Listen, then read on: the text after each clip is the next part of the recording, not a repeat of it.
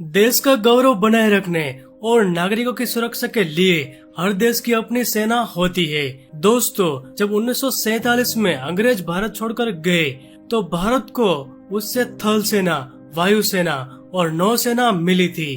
भारतीय सेना में सैनिकों एवं अधिकारियों को अलग अलग रेजिमेंट में बांटा गया है।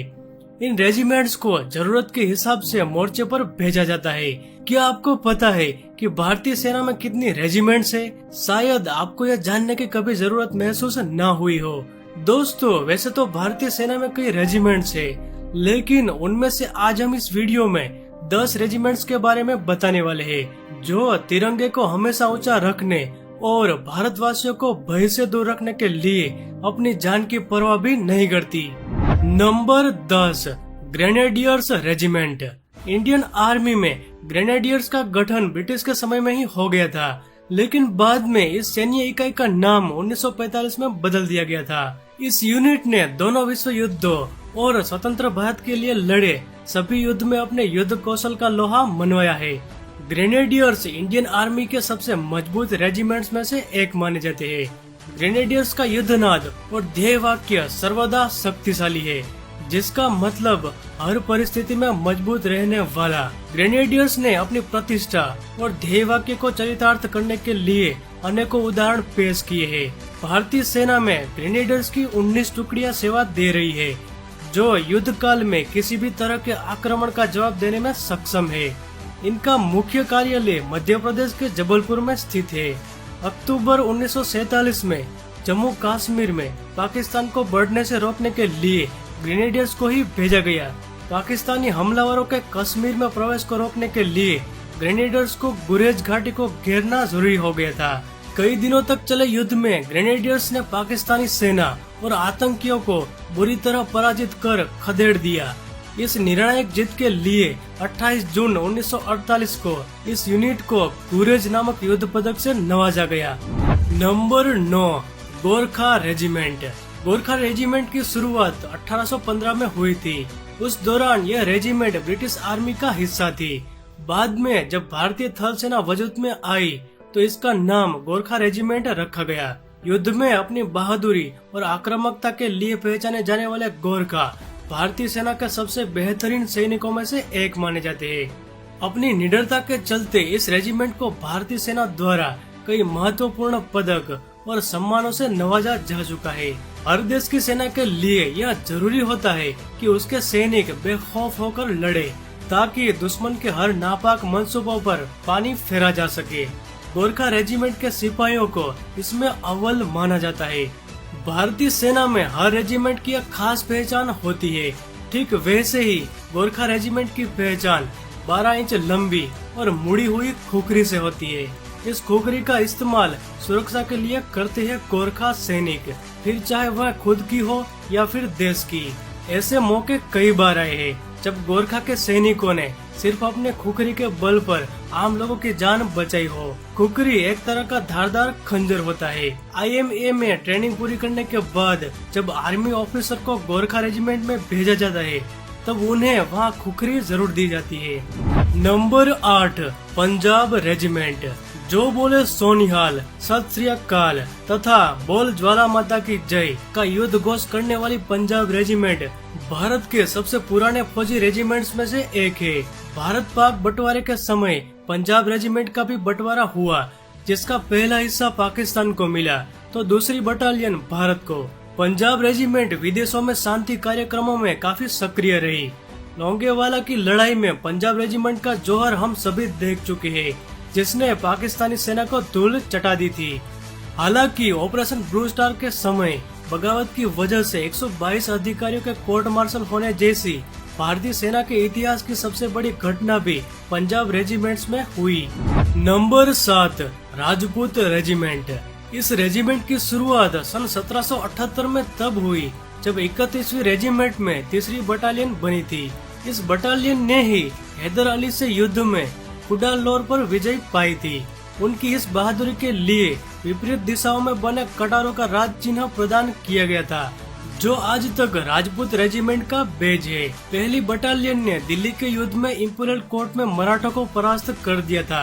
यह रेजिमेंट भारतीय सेना की एक पैदल सेना रेजिमेंट है जो सबसे पुरानी और सबसे ज्यादा वीरता पुरस्कार विजेता रेजिमेंट है। इस रेजिमेंट ने 1839 से 1947 के बीच और स्वतंत्रता के बाद 8 महावीर चक्र, 8 कीर्ति चक्र, 32 शौर्य चक्र, 39 वीर चक्र और 170 सेना पदक सहित ढेरों शौर्य सम्मान प्राप्त किए हैं। Number 6, Jat regiment. साहस, वीरता और देशभक्ति का एक पूरा का पूरा उदाहरण है जाट रेजिमेंट। जाट रेजिमेंट का इतिहास इंडियन आर्मी का इतिहास है। एकमात्र यही रेजिमेंट है जिसे रॉयल का खिताब मिला है। 1971 के भारत पाक युद्ध में जाटों ने फाजिल्का को देश के नक्शे से मिटाने से बचाया। 3 दिसंबर 1971 में नापाक इरादों के साथ भारत पर हमला करने वाली पाकिस्तानी सेना ने सीमा के अन्य स्थानों के साथ फाजिल्का पर भी जोरदार हमला बोला था, लेकिन भारत के मुट्ठी भर जियाले जाट सैनिकों ने फाजिल्का की सरजमी पर दुश्मन के नापाक कदम नहीं पड़ने दिए। अंग्रेजों द्वारा 1795 में जाट रेजिमेंट की स्थापना की गई। जाट रेजिमेंट को अपनी बहादुरी के लिए कई युद्ध सम्मानों से नवाजा जा चुका है। Number 5, Bihar regiment. Bihar regiment centre का भारतीय थल सेना में नामांकन वैसे तो बहुत ही नया है, फिर भी इतिहास में जब से सिकंदर महान ने भारत पर आक्रमण किया तब से इसका नाम स्वर्ण अक्षरों में अंकित है। इस रेजिमेंट के रणबांकुर जवान उसी प्राचीन मगध साम्राज्य से संबंधित है। बिहारियों ने हमेशा ही जननी जन्मभूमि की बलि वेदी पर अपना शीर्ष अर्पण किया है। मातृभूमि को गुलामी की जंजीरों से मुक्त कराने वालों में इन्होंने अपना नाम रक्त से लिखा है। बिहार रेजिमेंट की स्थापना 1941 में हुई थी। रेजिमेंट ने आजादी से पहले बर्मा युद्ध और द्वितीय विश्व युद्ध में अपना हिस्सा लिया था। वहीं आजादी के बाद इस रेजिमेंट ने भारत पाक के सभी युद्धों में हिस्सा लिया। बिहार रेजिमेंट ने कारगिल युद्ध में भी दुश्मनों के दांत खट्टे किए थे। Number 4, Kumaon regiment. Kumaon regiment भारतीय सेना की सबसे डेकोरेटेड पैदल सेना रेजिमेंट है और ये रेजिमेंट 2 विश्व युद्धों सहित ब्रिटिश भारतीय सेना और भारतीय सेना के हर प्रमुख अभियान में लड़ी है। इसकी स्थापना अंग्रेजों ने सन 1813 में की थी। कुमाऊं का ध्येय वाक्य पराक्रमो विजयते है।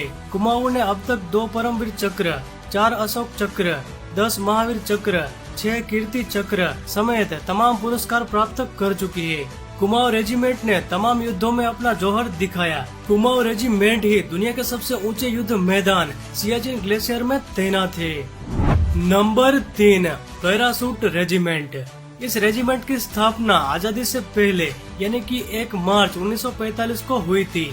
इस रेजिमेंट का ध्येय वाक्य है शत्रु जीत, यानी कि दुश्मन पर फतेह हासिल करना। मौजूदा समय में लेफ्टिनेंट जनरल परमजीत सिंह संघा इस रेजिमेंट के प्रमुख है। ये रेजिमेंट देश के सभी सैन्य बलों को हवाई मदद पहुंचाती है। सन 1999 में कारगिल युद्ध के समय 10 में से 9 पैराशूट बटालियन की तैनाती ऑपरेशन विजय के लिए हुई थी। कारगिल युद्ध में पैराशूट बटालियन 6 और 7 ने मुस्को घाटी को फतेह किया था। वहीं पैराशूट बटालियन 5 ने बटालियन पॉइंट पर फतेह हासिल की थी। Number 2, mechanised infantry regiment.